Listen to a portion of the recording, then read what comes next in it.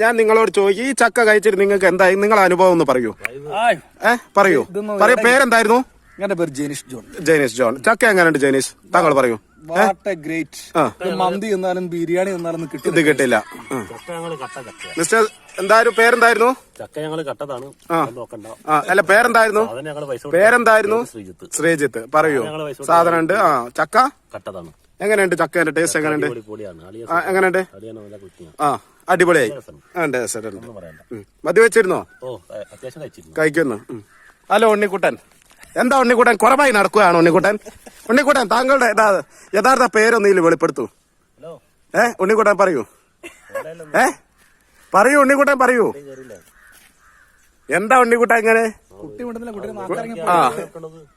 ചക്ക ഇഷ്ടപ്പെട്ടോ? അടിപൊളിയാണ്.